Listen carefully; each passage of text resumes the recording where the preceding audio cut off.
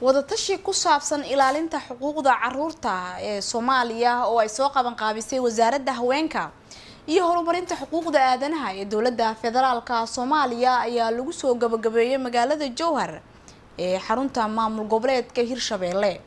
wadatashiyadan ayaa la xiriira sidii loo dhaqangelin lahaa heshiiska ilaalinta carruurta ee Soomaaliya oo Soomaaliya ay soo saxiixday sanadii 2015. yahayaga Abuukar Maxamed Bacadle ayaa warkan Jowhar nooga soo diray. kulankan maanta uu soo gabagabeeyay sihayaha xilka wasiirka haweenka iyo xuquuqul insaanka dawlad goboleedka Hirshabeelle Marwo Saacide Maxamed Nuur Saacide Buris ayaa muddo 2 cisho ka furnaa xarun goboleedka Hirshabeelle ee magaalada Jowhar waxaana looga hadlayay sidii loo ilaalin lahaa xuquuqda haweenka iyo carruurta iyadoo ay ka soo qayb galeen agaasimayaal ka socda wasaaradaha dawlad goboleedka Hirshabeelle iyo qaybaha kala duwan ee bulshada ku nool magaalada Jowhar. siyaaya xilka wasiirka Marwo Saacide Maxamed Nuur Saacide Buris ayaa ku dheeraatay ka hadalka xuquuqda haweenka iyo carruurta. tuulooyinka oo qaarkood markii saabo kale roob u dhacaan ay go'doon galaan umulsa dhaqameedyo ay la kulanto hooyada marka ay xanuunkaas qoosha marayso umulsa dhaqameedkaas oo aan tababarnayn marna dhaawac uga imaan karo hooyada marna dhaawac uga imaan karo carruurtii meeshaas ka dhalanaysay.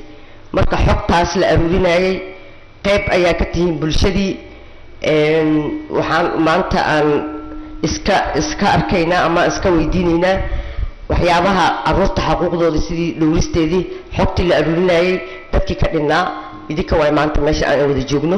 qofkii maanta awoodo in carruurtiisii caafimaad hadduu u baahdo diyaarad saaranaya geysanaya dibadda qofku awoodo xamarkan xataa inuu geysto baabuur saarto waxaa jira dadaan awoodin maanta inuu isbitaalkan inta yaalla xataa uunan heli karin inuu daaweysto.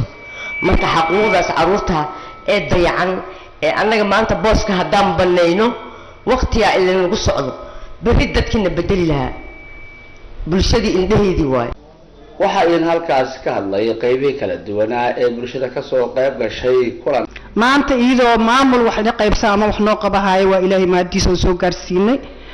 waxa waaye carruurta dhibaatada oo ku dhacda waxaan isku daynaa aqoon la'aadi iyo burburka markuu dhacaynaan carruurta anagu inta aruurino isugu geyno meel aan jaabkayna buugoor ayaan ka bixino. iyo sidoo kale Axmed Siyaar Xaaji Xuseen Gacal oo ah agaasima ka tirsan wasaaradda caafimaadka dawlad goboleedka Hirshabeelle. anaga waxaan wasaaradda caafimaadka hooyada iyo dhallaanka waxaan u maleynayaa inaan macna aad iyo aad aan una dad isu dhow labada wasaaradood